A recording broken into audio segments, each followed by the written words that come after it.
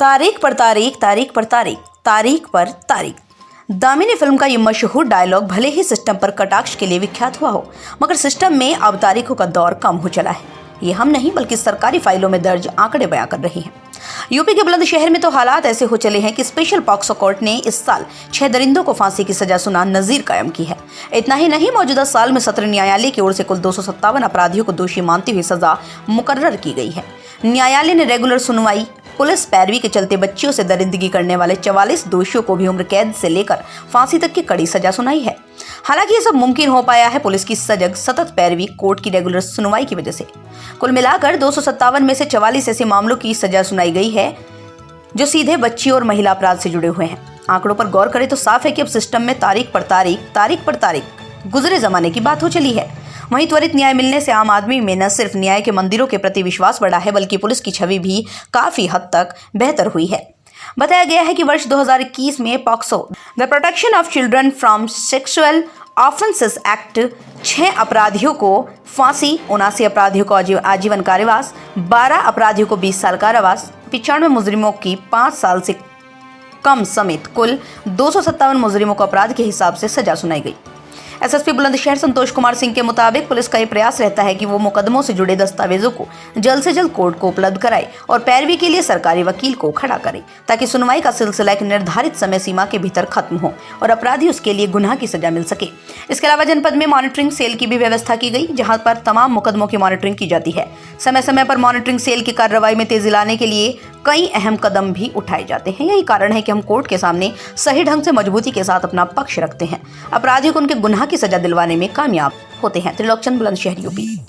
देखिए, पुलिस का जो सबसे महत्वपूर्ण कार्य है, एक तो अपराध नियंत्रण है, दूसरा अपराधी को सजा दिलाना है, और जो दूसरा पक्ष है अमूमन हम लोगों से छूटता रहता है, और जिस कारण से अपराधी बार बार अपराध करने के लिए प्रेरित भी होते हैं, क्योंकि उनको अदालतों से सजा नहीं हो पाती। वर्ष 2020 और 21 में हम लोगों ने इस लक्ष्य को लेकर के कि जो भी शातिर अपराधी हैं या बच्चियों, महिलाओं के साथ जो गंभीर श्रेणी के अपराध हुए हैं, उनको चिन्हित करके उनके अपराधियों को सजा दिलाई जाए, ताकि समाज में एक सकारात्मक संदेश जाए और अपराधी अपराध करने से डरें।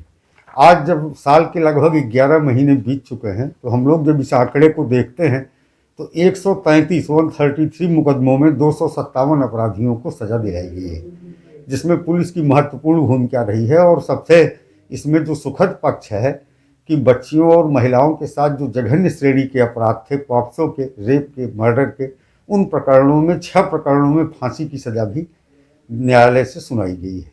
तो इस तरह से जो आंकड़े हैं उनके मुताबिक वर्ष 2021 में फांसी के 6 मामले, आजीवन कारावास के 79 मामले, 30 वर्ष की सज़ा के 2 मामले, 22 साल की सज़ा का 1 मामला, 20 साल की सज़ा के 12 मामले, 15 वर्ष 12 वर्ष की सज़ा के 1 मामले, 10 वर्ष की सज़ा के 14 अभियुक्त, इस तरह 19 अभियुक्त 7 वर्ष की सज़ा के, 21 अभियुक्त 5 वर्ष की सज़ा से, और 5 वर्ष से कम की सज़ा के 95 अपराधियों को सज़ा दिलाई गई।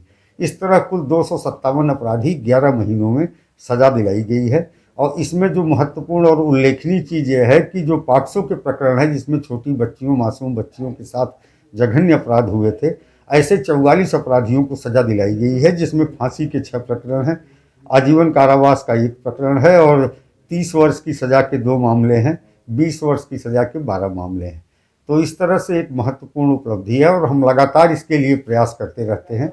हमने अपने यहाँ एक मॉनिटरिंग सेल बना रखा है, जिसमें 1 सब इंस्पेक्टर, 4 कांस्टेबल की तैनाती है। जैसे ही कोई जघन्य घटना किसी बच्ची के साथ होती है, तो तत्काल हम लोग ऐसे मुकदमों को चिन्हित करते हैं और प्रयास ये करते हैं कि 1 सप्ताह से लेकर 10 दिन के भीतर चार्जशीट इसमें दाखिल हो जाए। न्यायालय में प्रभावी पैरवी सुनिश्चित की जाती है। पीड़िताओं के परिवारीजनों को पुलिस का संरक्षण दिया जाता है, और ऐसे 1.5 दर्जन से अधिक प्रकरणों में हमने गनर भी उपलब्ध कराए, ताकि पीड़िता के परिवार के लोग बिना किसी भय के, बिना किसी दबाव के अदालत में अपनी बात रख सकें और उन्हें कोई डरा धमका न सके। तो इस वजह से भी जजमेंट कराने में जल्दबाजी रही है और अदालत को भी आसानी रही है।